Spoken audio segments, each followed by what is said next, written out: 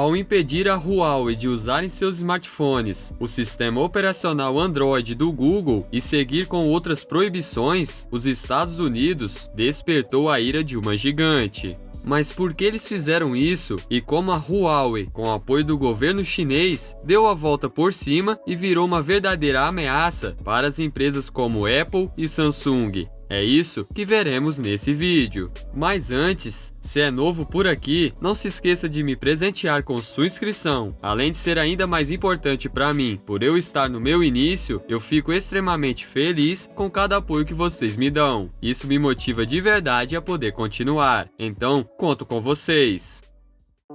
A Huawei é uma empresa chinesa do ramo de tecnologia que até pouco tempo atrás era desconhecida pela maioria das pessoas, mas atualmente ela tem ganhado espaço e protagonizado uma série de conflitos. Fundada em 1987, as origens da Huawei são um pouco suspeitas. Seu fundador foi um grande empresário e engenheiro chinês de tecnologia militar do Exército de Libertação Popular, o braço armado da China comunista. Hoje em dia, a Huawei lidera o fornecimento global de equipamentos para redes de telecomunicações, ultrapassando empresas de renome como a Sony, e se tornando em 2018 a segunda maior em vendas de smartphones, perdendo apenas para a Samsung. Mas ao contrário do que se pode imaginar, ela não iniciou suas operações com a venda de smartphones. Até porque, na época em que ela foi criada, smartphones que conhecemos atualmente e usamos sequer existiam. Eles surgiram mesmo no início dos anos 2000, tendo o iPhone e as telas Touch como marco principal, mas isso é outra história.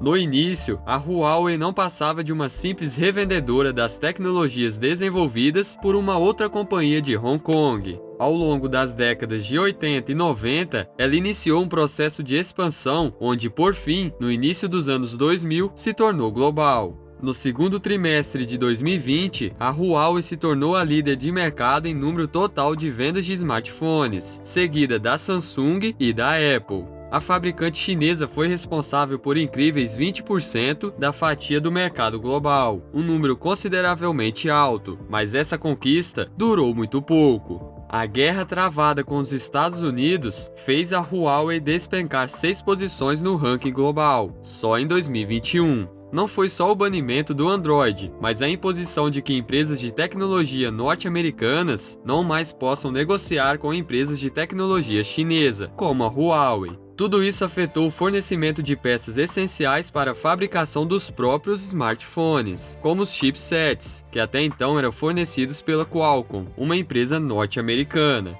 Na tentativa de se recuperar dos impactos causados pela guerra comercial com os Estados Unidos, a Huawei utilizou uma série de táticas, como a construção de novas fábricas, o investimento em novas tecnologias e o desenvolvimento de um sistema operacional totalmente novo, que promete substituir o Android em seus aparelhos e acabar de vez com qualquer dependência do mercado norte-americano, pelo menos em relação à fabricação de seus produtos. Além disso, a Huawei também tem enfrentado problemas relacionados à tecnologia 5G, tendo sido uma das pioneiras dessa nova tecnologia que promete revolucionar a forma como a nossa internet funciona. A Huawei tem tido seu sistema banido em vários países, como os Estados Unidos e o Reino Unido. Isso acontece especialmente porque, ao contrário das tecnologias anteriores, como o 3G e o 4G, o 5G é uma realidade completamente nova e precisa reestruturar a infraestrutura existente para poder funcionar.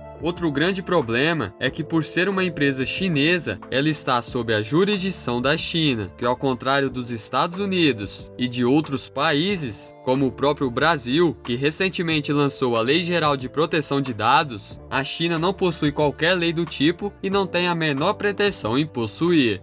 Muito embora o futuro da gigante ainda esteja se desenrolando, é seguro afirmar que daqui para frente as coisas não serão mais as mesmas. E uma forma simples de se entender o porquê disso é a seguinte: muito se especula sobre qual seria o real potencial do novo sistema operacional criado pela Huawei e como ele de fato afetaria o nosso dia a dia na prática, se é que afetaria. Em linhas gerais, ele tem um funcionamento e uma interface bem parecida, para não dizer igual, com o Android e o iOS. Mas uma diferença chama atenção: o sistema da Huawei não poderia disponibilizar a seus usuários apps do Google, por exemplo, e a lista é imensa: YouTube, Gmail, Google Maps, entre outros. Do lado de lá, é provável que as pessoas não sintam falta nenhuma desses apps, até porque o governo chinês possui a versão deles, então eles naturalmente já não rodam por lá. Mas do lado de cá, nós estamos extremamente habituados a usá-los e somos incrivelmente dependentes. Isso significa que, embora em alguns mercados, como o norte-americano, o novo sistema operacional da Huawei possa não atrair tanto fãs, mas em mercados como o chinês, a realidade pode ser totalmente diferente. E isso é especialmente relevante quando levamos em consideração que a China é um dos países mais populosos do mundo.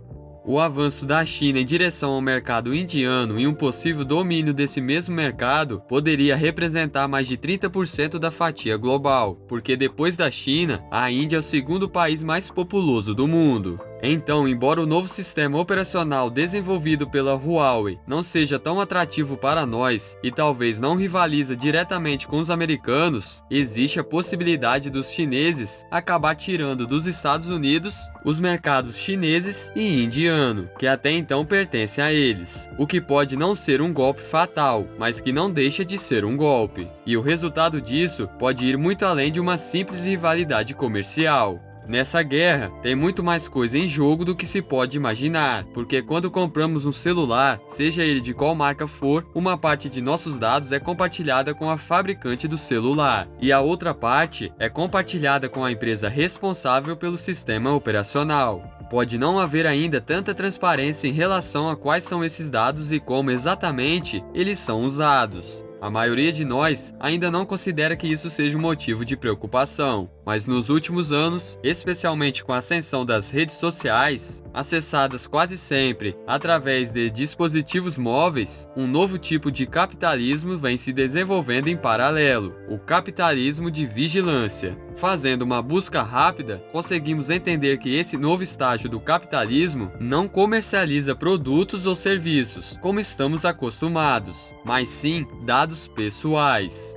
É importante ressaltar que, nesse caso, quando falamos em dados, não estamos falando em informações óbvias como seu nome, endereço, telefone ou até mesmo o número do seu cartão de crédito, mas sim dos dados residuais. Rastros que você e eu deixamos à medida em que acessamos o Google ou o Facebook, por exemplo. Esses dados residuais podem ser irrelevantes para pessoas como nós, mas nas mãos certas, eles valem muito mais do que se pode imaginar. Estamos falando de uma indústria que movimenta centenas de bilhões de dólares.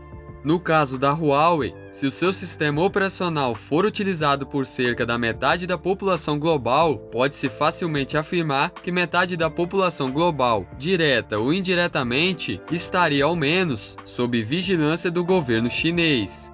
As possibilidades do que o governo chinês pode fazer com esses dados são infinitas, e a não ser que a China tenha planos de reformular seu estilo de governo e criar mecanismos para proteger os dados de possíveis usuários, o que é provavelmente impossível, a criação de um novo sistema operacional por parte da Huawei para rivalizar com os já consolidados sistemas operacionais americanos da Apple e do Google pode trazer sérias consequências e até mesmo dividir o mundo em dois grandes blocos tecnológicos: o que usa o sistema americano e o que usa o sistema chinês.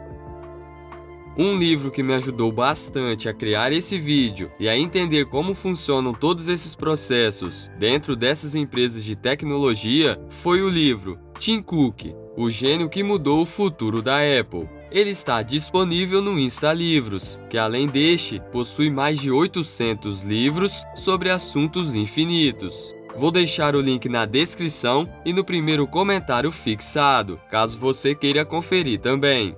Por esse vídeo é isso, um grande abraço e até a próxima!